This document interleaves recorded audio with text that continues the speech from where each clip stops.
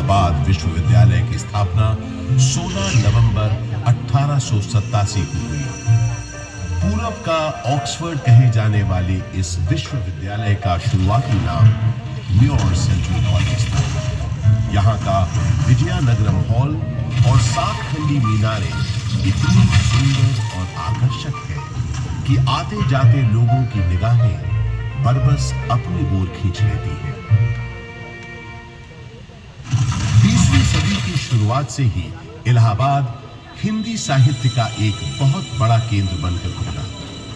ऐसी ही कुछ प्रसिद्ध शख्सियतों के नाम एकाएक तब याद आते हैं जब इस शहर से जुड़े साहित्यकारों की बात होती है। जैसे हास्य व्यंग के मशहूर शायर अकबर इलाहाबादी साहब, फिराक गोरखपुरी जो उर्दू के जाने माने शायर तो थे ही, अंग्रेजी भाषा के भी प्रकांड पंडित थे, महादेवी वर्मा हिंदी की सशक्त कवियत्री जो आधुनिक मीरा के नाम से भी जानी गई, सुमित्रानंदन पंत हिंदी साहित्य के छायावादी युग के महत्वपूर्ण स्तंभ, मधुशाला के लेखक और हिंदी साहित्य के पुरोधा कवियों में से एक हरिवंश राय बच्चन और अपने नाम ही के अनुरूप हिंदी भाषा के निराले कवि सूर्यकांत त्रिपाठी निराला, जिनकी ये कविता तो अद्भुत है।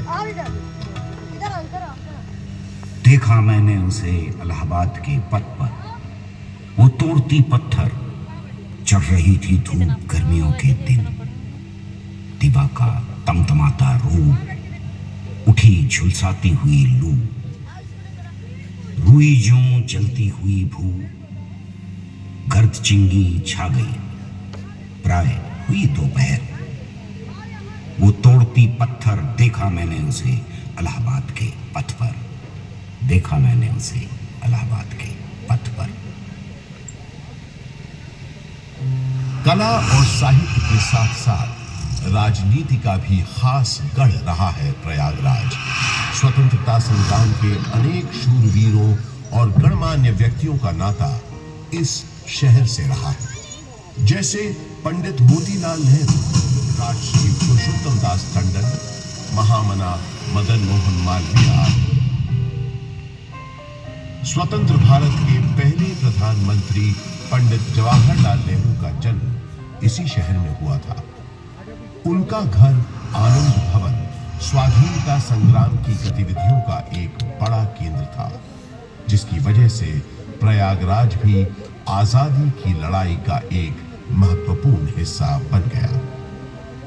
आजादी की बातें करें तो मुझे याद आता है सन 1857 का स्वाधीनता संग्राम, जिसका गवाह मैं खुद रहा। भले को भीषण लड़ाई में एक बात तो मुझे लगा था कि बस हमें विदेशी हुकूमत से छुटकारा मिल ही गया, लेकिन इसे बदकिस्मती कहें कि अंत में बाजी पलट गई। परंतु इन युद्ध की वजह से इलाहाबाद एक दिन के लिए ही सही भारत की राजधानी बना। वो दिन था 1 नवंबर 1858। उस दिन प्रयागराज के मिंटो पार्क में एक शाही दरबार लगा था, जिसमें लॉर्ड कैनिंग ने महारानी विक्टोरिया का महत्वपूर्ण घोषणा पत्र पढ़ा। आज 1 नवंबर 1858 के दिन से हिंदुस्तान में ईस्ट इंडिया कंपनी का राज खत्म होता है। अब से इंडिया में मलिका विक्टोरिया का राज होगा। ब्रिटिश ताज की हुकूमत होगी यहाँ।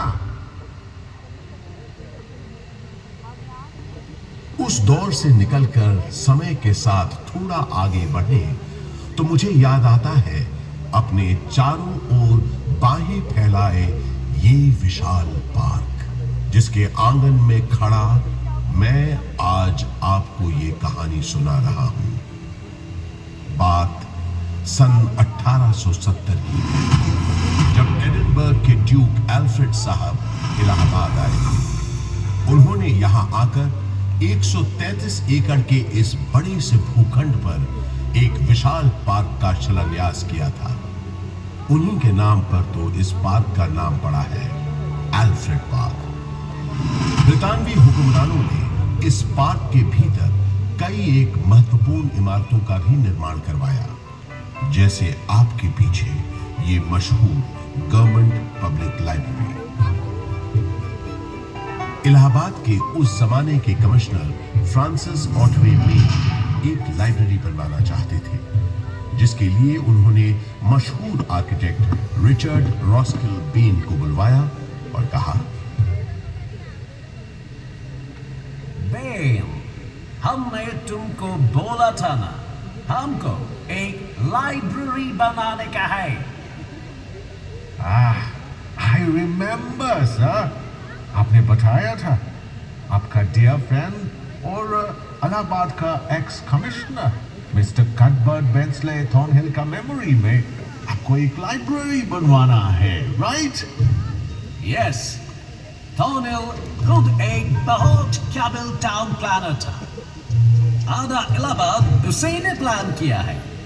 ये लाइब्रेरी उसकी मेमोरी को बिफिटिंग ट्रिब्यूट होना चाहिए।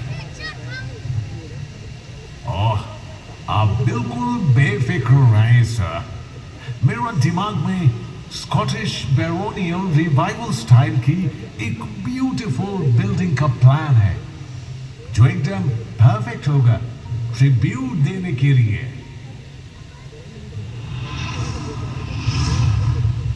वादे के मुताबिक श्रीमान बेन ने एक बहुत ही खूबसूरत इमारत बनाई, जिसे उस जमाने में थॉर्नहिल मेमोरियल के नाम से जाना